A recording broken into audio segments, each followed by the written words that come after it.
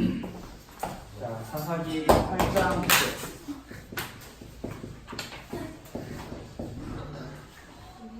우리가 계속 사사기 말씀을 보고 있는데 벌써 8장까지 왔어요. 1장부터 시작한 사사기가 8장까지 와서 4월달 마지막에 8장을 들어갑니다. 사사기 8장 1절부터 3절 말씀을 오늘은 조금 짧은데 딱 3절만 보려고 해요.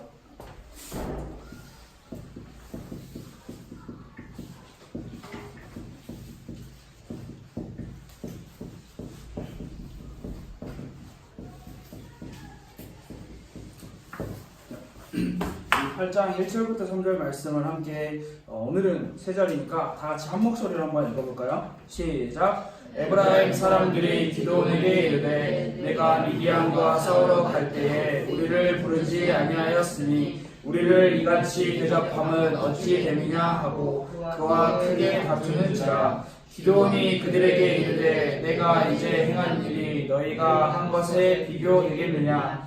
에브라임의 끝물 포도가 아비에셀의 만물 포도보다 낫지 아니하냐. 하나님이 미디안의 방백 오렙과 세입을 너희 손에 넘겨주셨으니 내가 한 일이 어찌 능히 너희가 한 것에 비교되겠느냐 하니라. 기드온이 이 말을 하매 그때에 그들의 노여움이 풀리니라.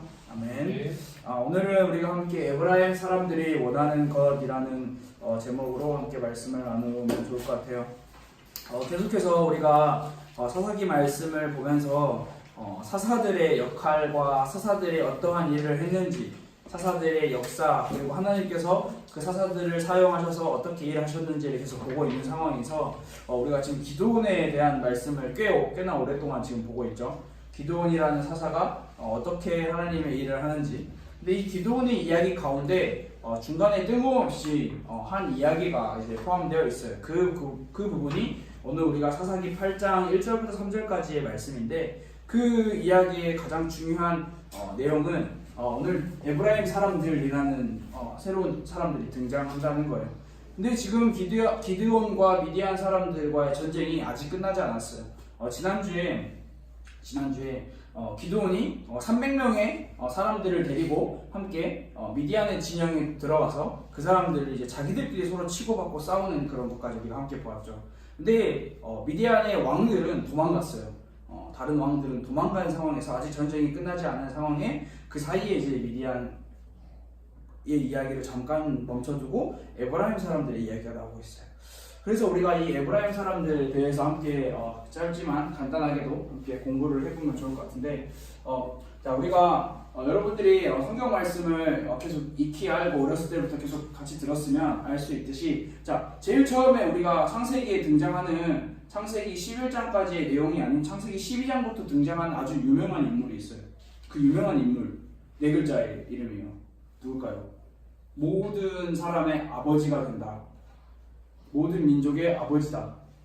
창세기 지금 우리는 함께 아담은 아니고요. 아담은 창세기 1장에 등장하고 창세기 12장부터 등장하는 사람인데, 자, 이삭의 아버지. 아브라함. 자, 이게 우리가 함께 보면 좋을 것 같은데, 아브라함의 아들이 누구요? 이삭. 자, 이삭의 아들이 누구요? 이삭의 아들이 누굴까요? 이삭의 아들이 너무 많아서 말을 못하는 건가? 자, 이삭, 요셉의 아버지. 제가 계속 역으로 힌트를 계속 주고 있어요. 야곱. 자, 그 야곱의 아들이 누구죠? 야곱의 아들이 누구죠? 말해주잖아. 요셉. 그렇지. 요셉은 12명의 아들 중 11번째 아들이었어요. 우리가 이걸 짚고 넘어가기 전에 야곱의 아들이 이제 12명의 아들이 있으면서 이 12명이 이스라엘의 12지파가 돼요. 이거는 조금 어려운 부분인데 여러분이 알고 넘어가면 좋을 것 같아요. 이 12지파가 돼요. 그래서 각 지파마다 자신들이 받은 땅을 가지고 그 터전에서, 삶의 터전에서 살아가요. 근데 이 12지파 중에 이제 이야기가 시작되는 거예요. 이 에브라임 지파라는 사람들이 있어요. 이 에브라임 지파는 힘이 센 지파였어요. 경제적으로도 굉장히 부유하고 군사력으로도 굉장히 힘이 있는 지파. 그런 지파가 에브라임 사람들의 지파였어요.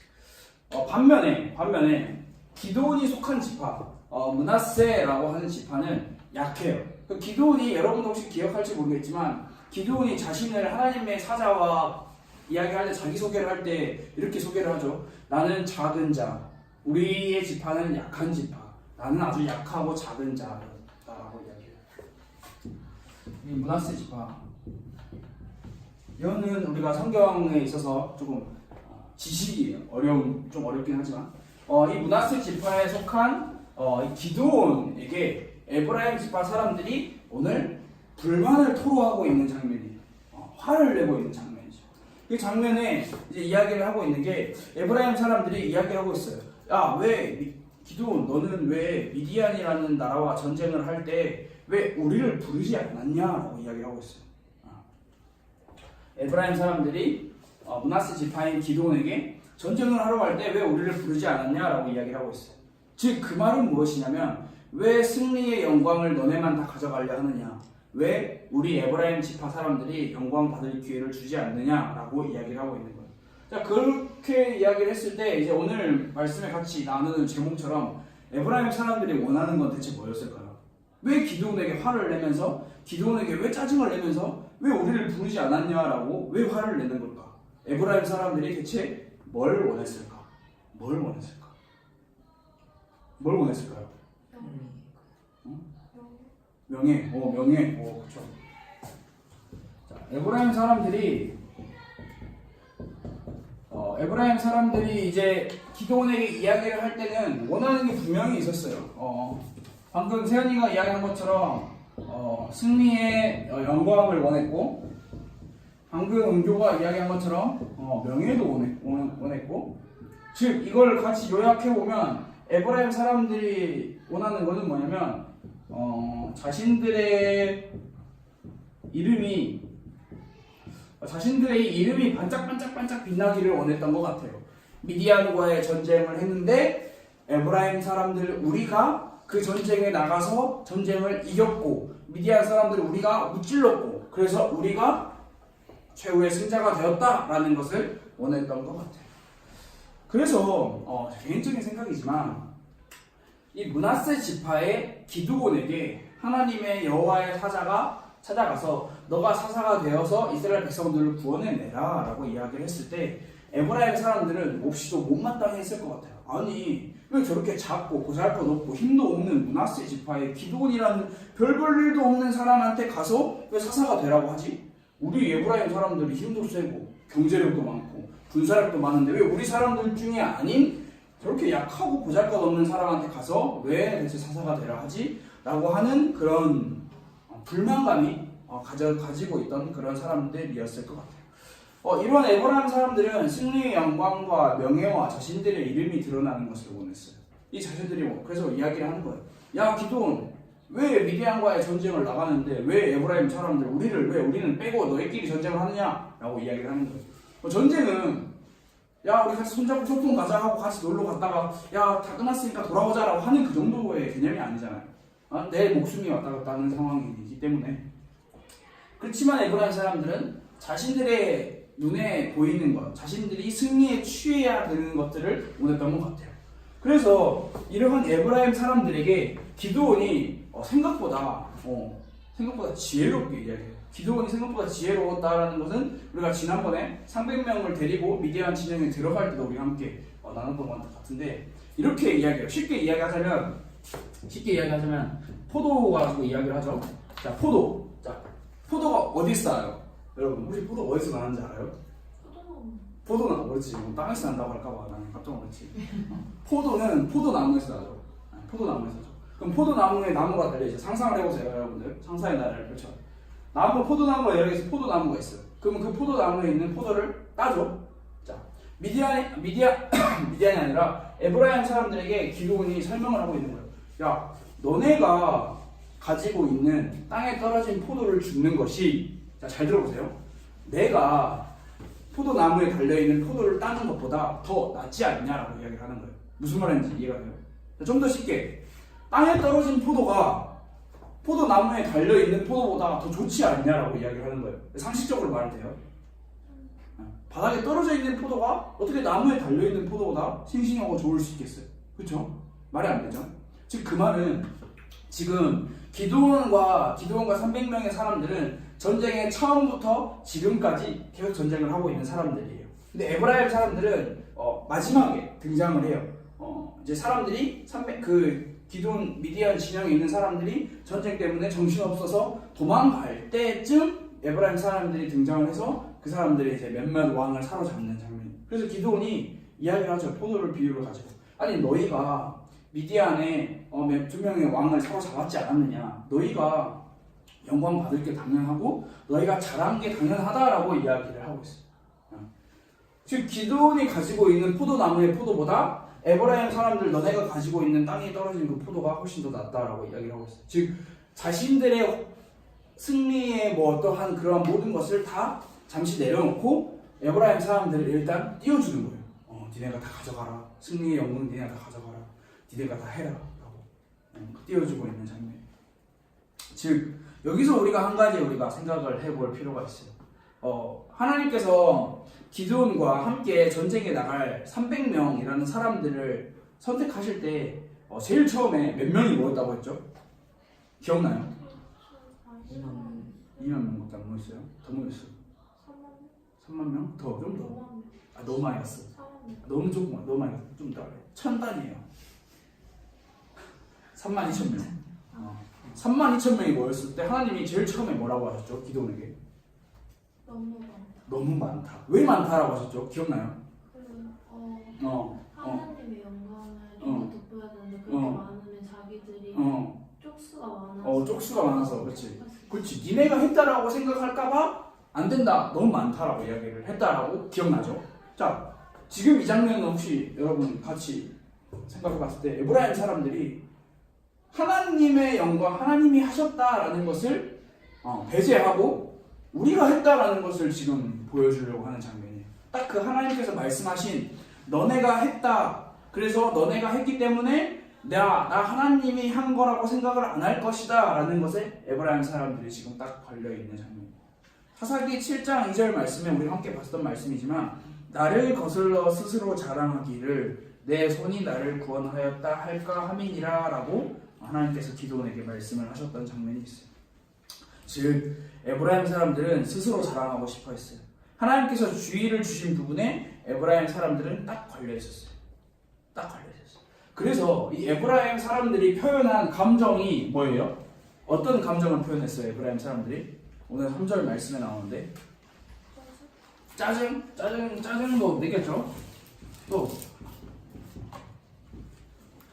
3절 말씀에 나오는데 에브라임 사람들이 뭐가 그쳤다라고? 노여움. 자, 노여움이 뭐예요? 화. 즉 분노.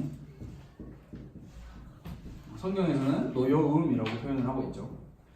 에브라임 사람들이 짜증내고 화내고 분노하고 노여움을 기드온에게 표출을 했어요. 그 이유가 뭐냐? 다른 이유가 아니라 왜 니네만 전쟁에 나가서 왜 우리만 빼고 니네만 전쟁에 나가서 너네가 다 승리의 영광을 차지하려고 하느냐라는 것에 대해서 짜증나고 화나고 분노를 일으켰다는 거예요. 즉 여기서 우리가 같이 생각해보고 살펴봐야 할 부분이 뭐냐면 노여움, 화, 분노, 짜증은 누구 중심일 때 나오냐? 누구 중심일 때 나오냐? 나 중심일 때 나와요. 나 중심. 이 당시에 이 사람들이 살아가는 삶의 환경은 열악하기 짝이 없었어요. 가난하고 먹을 게 없고 살아가는 환경도 너무 힘든 상황에 그때도 여전히 나라는 사람을 계속 이렇게 생각을 하고 있었던 것 같아요. 하나님 중심이 아닌 나 중심은 반드시 노여움, 화, 분노, 짜증이 있을 수밖에 없어요. 반드시. 그래서 우리가 한번 오늘 같이 생각을 해보면 좋을 부분이에요. 마지막으로 우리가 두 가지를 한번 생각을 해보면 좋을 것 같아요. 자, 나 중심과 또는 하나님 중심. 자, 사실 이것은 우리가 선택할 수 있는 부분이에요. 우리의 삶에서 선택할 수 있는 부분. 우리가 신앙생활이라고 하는 길이 있어요. 그 길에서 주로 두 가지 갈림길에 놓이게 돼요. 나 중심이냐, 하나님 중심이냐. 오늘 에브라임 사람들의 분노, 화, 짜증은 지극히 나 중심, 우리 지파 중심의 분노였어요. 사실 우리는 너무나 잘 알고 있죠. 미디안이라는 나라를 물리친 거는 기드온도 아니고 므낫세 지파도 아니고 에브라임 지파도 아니었어요. 하나님께서 하신 일이었어요. 하나님께서 일하심이었고 하나님의 도우심이었고 하나님의 역사와 능력이었어요. 하지만 이 사실을 몰랐던 에브라임 사람들은 이제 이야기를 하는 거죠. 너가 했냐, 내가 했냐, 우리가 했냐, 왜 너네만 했냐, 왜 우리는 뺐냐, 이렇게 이야기를 하고 있는 거예요. 나 중심의 신앙생활에 반드시 자기 만족과 자기 성취가 있을 수는 있어요. 내 스스로 만족해. 나 오늘 기도 10번 했어. 나 오늘 성경 하루에 한 절씩 읽는 거 잘 읽었어. 다 했어. 이 기도도 잘하고 교회도 잘 나가고 헌금도 잘하고 찬양도 열심히 하고 다 했어. 하지만 내 뜻대로 되지 않는 경우에는 반드시 튀어나오는 게 뭐냐면 반드시 이것들이 튀어나와. 짜증, 화, 분노, 노여. 아니 왜 내가 교회에서 헌금을 하고 내가 교회에서 기도도 이렇게 많이 하고 내가 교회에서 이렇게 찬양도 열심히 하고 말씀도 열심히 잘 들었는데 왜 저 전도사님은 왜 나한테 칭찬을 안 해주지? 내 중심에 내 마음에 안 드는 게 생겨버리면 짜증과 화와 분노와 노여움이 생길 수밖에 없어요. 하지만 반대로 우리가 한번 생각을 해볼까요? 하나님 중심의 신앙생활에서는 자기 만족과 자기 성취가 없을 수도 있어요. 자기 만족과 자기 성취가 없을 수도 있어요. 그리고 심지어 신앙생활을 해요. 교회 나와서 예배드리고 내 삶에서 그리스도인으로 살아가요. 하지만 어려움과 고난이 막 찾아와. 너무 어려워, 너무 힘들어. 자기 만족과 자기 성취 따위 이룰 그럴 여유가 없어. 마음에 여유가 없어. 하지만 그래도 괜찮다라는 마음이 들어요. 하나님 중심의 신앙생활. 왜 그러냐면 하나님의 은혜로 내가 예배할 수 있고 하나님의 도우심으로 내가 찬양할 수 있고 하나님께서 나를 지켜주시는 내가 하나님의 자녀이기 때문에 내가 지금 기도할 수 있다라는 사실, 그리고 내가 무엇보다 내 힘으로 살아가는 존재가 아니라 하나님의 힘으로 살아가는 하나님의 자녀라는 사실을 알고 있기 때문에 짜증날 이유가 없어요. 화날 이유가 없고 분노할 이유, 노여움이 있을 이유가 없어요. 전혀 그럴 게 생기지도 않아. 나 중심이 아닌 하나님의 중심이다. 그래서 우리 여러분들 한번 스스로에게 질문을 해보세요. 여러분들의 삶에서 물론 화나고 짜증나고 분노가 있는 일들이 참 많죠. 참 많아요. 우리가 삶을 살아가면서 그렇게 살아갈 수밖에 없어요. 하지만 혹시 여러분들 마음에 감사와 기쁨은 얼마나 있는지 한번 여러분들이 생각을 해보세요. 세훈아, 너는 화와 짜증이 더 많아? 아니면 감사와 기쁨이 더 많아? 반반이야. 반반. 보통 사람들이 다 반반으로 살아가요. 근데 우리가 굉장히 여기서 중요한 게 뭐냐면 내 삶에서 화와 짜증이 많아요. 내 삶에서 감사와 기쁨이 많아요. 많다 적다를 이게 더 많다 이게 더 적다라는 것을 이야기하고 싶은 게 아니라 내 중심으로 내가 살아가는 신앙생활이라면 지금 당장은 감사와 기쁨이 많을 수도 있어요. 내 성취와 내 이익과 내가 원하는 것을 이루어냈기 때문에. 하지만 그게 되지 않을 경우가 반드시 찾아와. 반드시. 그때 화와 짜증과 분노와 노여움이 에브라임 사람들처럼 가득하다면 따지는 거죠. 아니 왜 나 빼고 왜 내가 아닌 하나님이 없는 거예요. 하나님이 없어. 나밖에 없어. 나밖에 없는 그런 신앙을 살게 되는 거예요.